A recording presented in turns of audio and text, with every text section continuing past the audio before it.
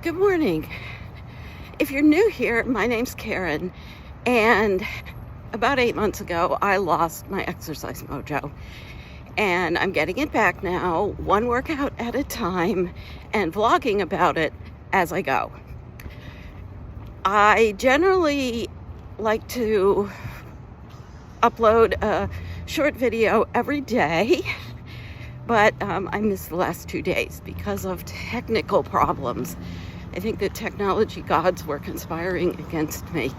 The first time on Tuesday, I filmed a video and I got home, but because I was on a sidewalk, the traffic noise made the audio quality really horrible, so couldn't use it.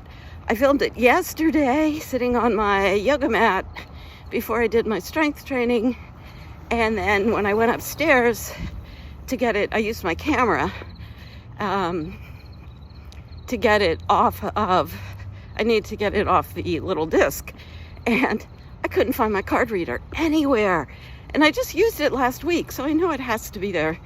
So I ended up tearing my office apart, and of course in the meantime I noticed how much clutter there was and how much it's called procrastinating. And so I got involved with that, and then I still haven't found the card reader. So I'm filming this a third time, and hopefully the third time is the charm. I want to, before we start, say I appreciate the comments that people have been making on these videos and the direct messages and emails I've been getting from people. So please keep them coming. And subscribe to my channel while you're at it, and like this video. If you look in the description box below, you will see a link to sign up for my newsletter. So please stay in touch. And if you have any questions or future videos, I've actually had somebody this morning ask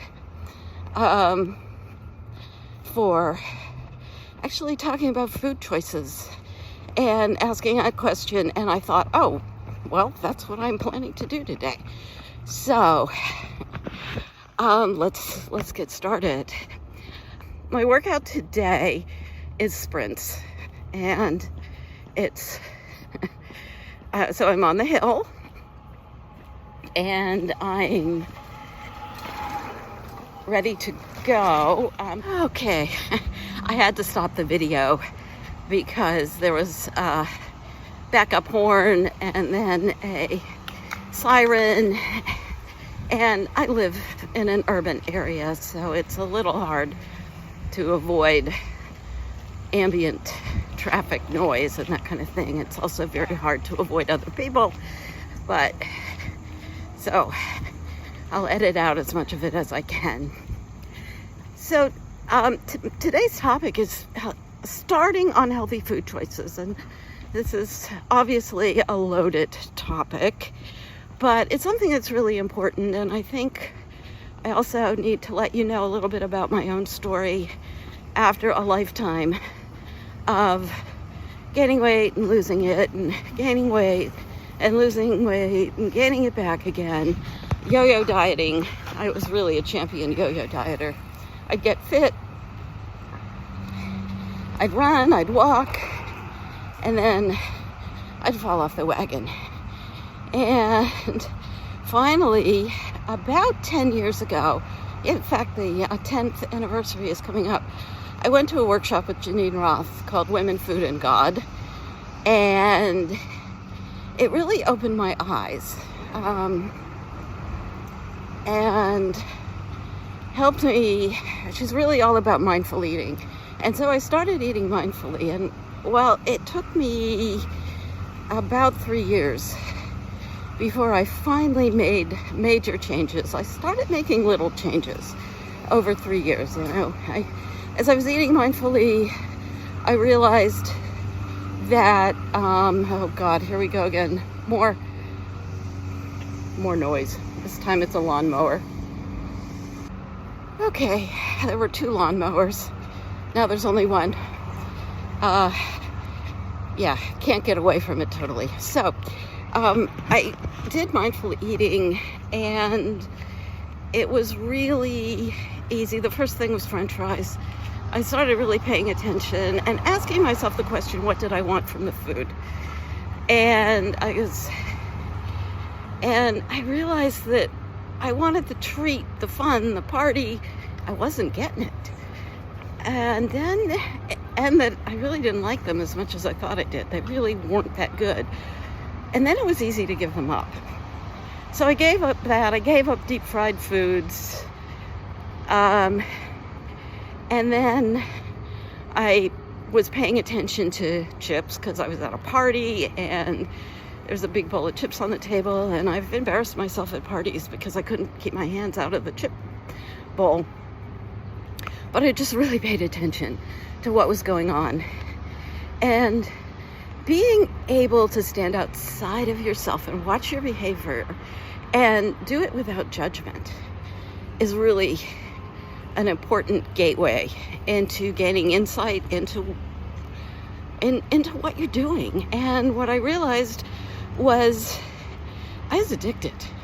I mean, literally, I am addicted to what I've now come to call the Holy Trinity: salt, fat, and crunch. And it was almost like putting another chip in my mouth. It wasn't it wasn't willpower. It was reflex. It was almost just like the urge was too much to resist. So I've learned that I had to give up. I just couldn't go near the chip because there was no way I was ever going to moderate them. And then came the big one and this is a long process. In December 2015, I realized that cheese was kind of the same thing. I was never, and it was really salt and fat and creaminess that was addicting. And I realized that I was never going to moderate that. So the cheese had to go. And that was the hardest thing. But it was also game-changing for me because then everything opened up and I started feeling better and my digestive tract responded. I was like, ooh, we like this. No cheese. So I think there was also a little bit of either, not an allergy exactly, but some kind of sensitivity beyond just lactose intolerance. Because I noticed 6 months after I gave up cheese that not only had I lost like 45 pounds, but my mood had improved. I mean, I've been depressed all my life and sometimes absolutely debilitating. And it was gone.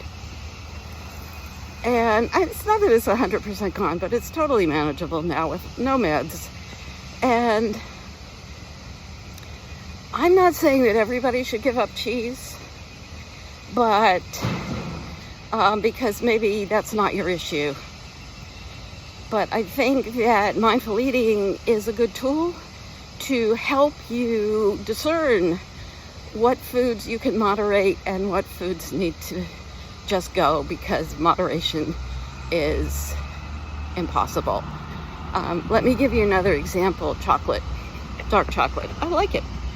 And I can moderate it. It feels natural to eat just 1 square of dark chocolate. So once in a while, and I'm not thinking about it. And we have it in the house all the time. If we had chips in the house, I mean, my chip radar would go off and I'd be thinking about it constantly and I'd know where the bag was and I'd be having to white knuckle staying away from them. So when it comes to healthy food choices with exercise, you can't outrun a bad diet. Maybe you can at 20, but beyond that, it just gets harder and harder the older you get. And there is no way to earn recreational eating when you're out working out. Because if you're doing something really vigorous, then you need to eat to fuel the workout, not eating so you can dig into a plate of nachos at the end of your hard work. If you have any questions, what I'm going to do tomorrow, because tomorrow's an off day for me, so what I'll do is go into the kitchen, because one of the things that people tell me is that time. I don't have time to eat healthy because we have to cook a lot from scratch. So I'm going to talk about some kitchen hacks that I've put together that are an easy way to put together a healthy meal that takes very little time. So we'll do that tomorrow, and stay tuned. What I would like to know from you is, what is the one thing that keeps you from making healthy food choices consistently? Is it stress? Is it time? Is it family pressure, or something else?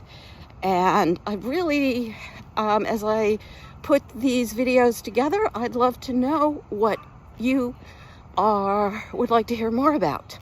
And I'm going to do my sprints right now, and I'll check in with you when I finish. Ooh. Well, I have finished my